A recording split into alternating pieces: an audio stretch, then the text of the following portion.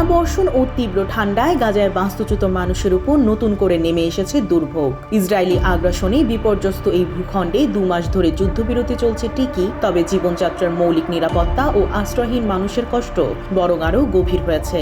বুধবার ভোররাতে প্রবল বৃষ্টিতে দক্ষিণাঞ্চলীয় খান ইউনিসে আল মাওয়াসি এলাকায় হাজারো তাঁবু প্লাবিত হয়। ডুবে যায় মানুষের সামান্য অবশিষ্ট জীবনযাপনের উপকরণও।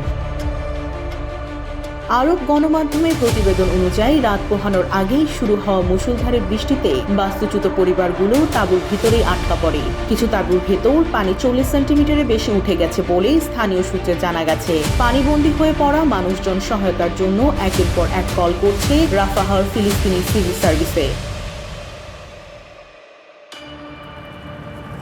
সংস্থাটির মুখপাত্র মাসুদ বাসাল এক ভিডিও বার্তায় সতর্ক করে বলেন, চলমান খারাপ আবহাওয়া গাজায় নতুন মানবিক বিপর্যয়ের সংকেত তৈরি করেছে।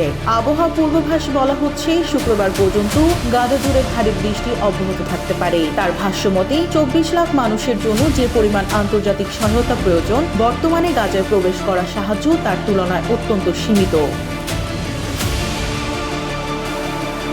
ইসরায়েলি হামলায় গাজার প্রায় পুরো জনসংখ্যাই বাস্তুচ্যুত।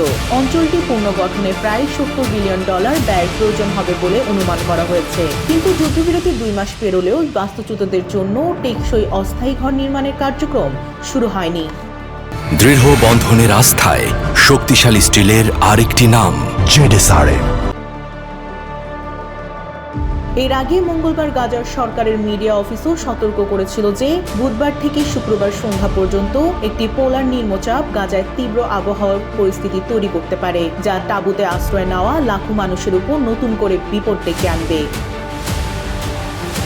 ইসরায়েলি তাণ্ডবের ক্ষত এখনো শুকোয়নি। তার উপর প্রকৃতির নির্মম আঘাত, বৃষ্টি, ঠান্ডা আর বন্যা গাজার মানুষের জীবনযুদ্ধকে আরও দুর্বিষহ করে তুলেছে।